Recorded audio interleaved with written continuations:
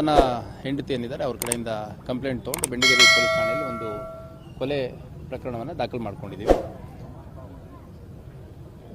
ಆರೋಪಿಗಳು ಅದಿನ್ನೂ ಗೊತ್ತಾಗಬೇಕಾಗಿದೆ. ಈಗ ಸ್ವಲ್ಪ ಸೂಪರ್ಫಿಷಿಯಲ್ ಆಗಿ ಗೊತ್ತಾಗಿದೆ. ಒಬ್ಬಿಬ್ಬರು ಶಂಕಿತರನ್ನ ಕೂಡ ನಮ್ಮವರು ವಶಕ್ಕೆ ತೊಗೊಂಡಿದ್ದಾರೆ. ಆದಷ್ಟು ಬೇಗ ಅದು ಡೀಟೇಲ್ಸ್ ಗೊತ್ತಾದ ತಕ್ಷಣ ನಮ್ಮ ಮತ್ತೆ ಅಲ್ಲ 2-3 ಆ್ಯಂಗಲ್ ಇದೆ. ಈಗ ಸದ್ಯಕ್ಕೆ ನಮಗೆ ಗೊತ್ತಾಗಿರೋದು ಒಂದು 2 ಆ್ಯಂಗಲ್ ಆಗಲೇ ಗೊತ್ತಾಗಿದೆ. ಒಂದು ವೈಯಕ್ತಿಕ ತೀರಾ ಖಾಸಗಿ ವಿಷಯ ಒಂದಿತ್ತು, ಮತ್ತು ಅದ್ರ ಜೊತೆಗೆ ಹಣದ ವಿಷಯ ಇತ್ತು ಅಂತಂದು.